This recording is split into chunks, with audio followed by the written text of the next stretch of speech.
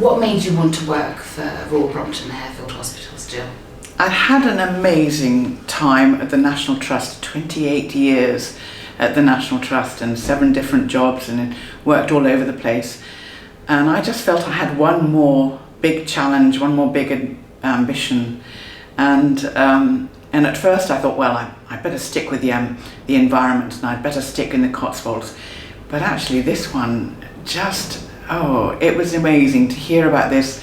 I knew nothing about medicine and I didn't know London, so it was a complete new adventure, but it has been an amazing experience to be here. And do you remember, by any chance, I know it's quite a way in the past, but do you remember your first day or your first week at the charity?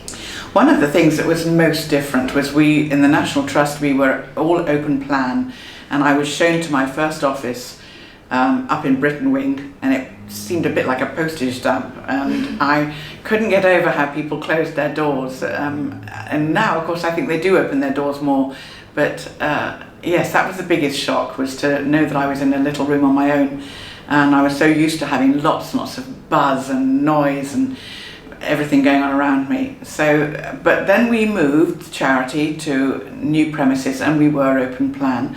I'm a great one for just knowing everything that's going on. I cannot get enough of that. Thank you. And so in the last, let's say decade, what has exceeded your initial expectations when you first started the role? I think I had no idea how passionate your patients are about their hospitals. You know, this was not an ordinary relationship. People hadn't, broken an arm and had it set and gone home again. These are people who have got lifelong relationships with the 2 hospitals, and the passion for their doctors, nurses, caterers, porters, they knew them all, and it was like a family, and it was very moving to see people who'd been treated by the same doctor for 30 years in some cases, from childhood through to being a parent themselves. And I think that's just took my breath away to know that this was like another world, that these people belonged, they were really like a family. Yeah. And I mean, talking about patients, is there one particular patient story that has stuck out for you? How long have you got? I mean, how amazing. I think the one, I'll have to choose 2.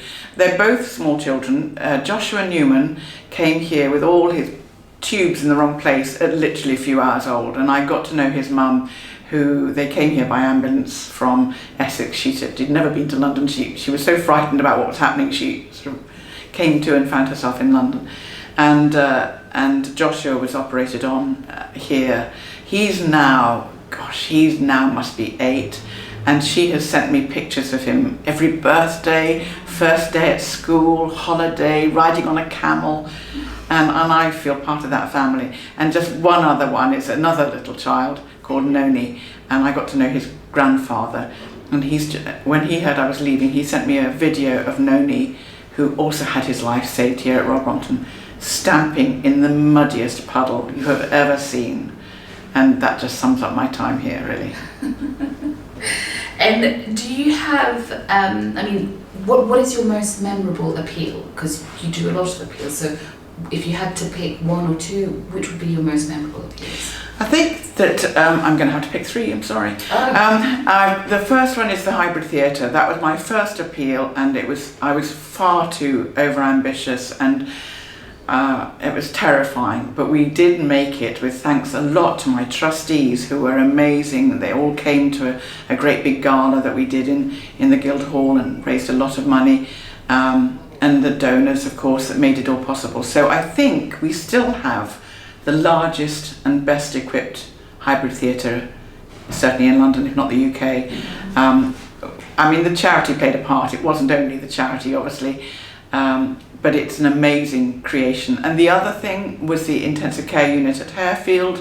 Again, 1.1 million from our donors. We also bought the scanner, which was 750,000. And we've got an amazing picture of a lot of donors all holding up a banner going thanks a million. And just seeing that, and the Sunshine Terrace, which is of course really groundbreaking. You can take the patients out so they can be in the sunshine, even if they're on ECMO, you know, even if they're on life support. And so it's extraordinary, so as they can get the sense of the outdoors. And finally, of course, our emergency appeal during COVID. We were the first charity in London to launch our emergency appeal, and frankly we raised 1.3 million in 8 weeks, and for a fundraiser, I'll take that with me everywhere. That is truly impressive. Could you share with us your fondest memory from working at RBHH?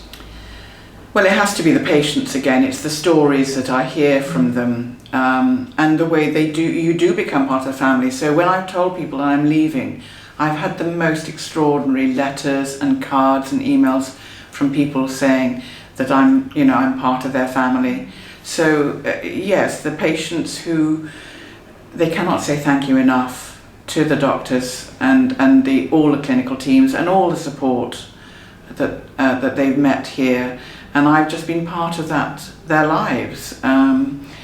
It just is very absorbing and extraordinary to think. Just one story, I bumped into one particular consultant, and he was very tired. He'd just done a 5-hour operation, and he said, I said, what was it? He said, oh, it's a 93-year-old. I went, that's extraordinary. 93-year-old. Have you given her a new lease of life? He said, I won't have made her live any longer, but she can now walk upstairs and she can read to her grandchildren. And that's probably one of my favourite stories. That's wonderful. And so could you tell our alumni a bit more about some of the projects the charity is currently working on, and how can they get involved in supporting the hospitals?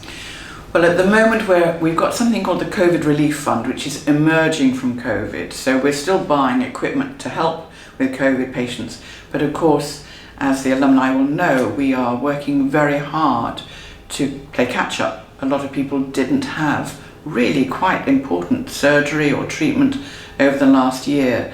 And the amazing clinicians at the 2 hospitals are working really hard to bring our patients back in again. So we're raising money to buy the very latest equipment.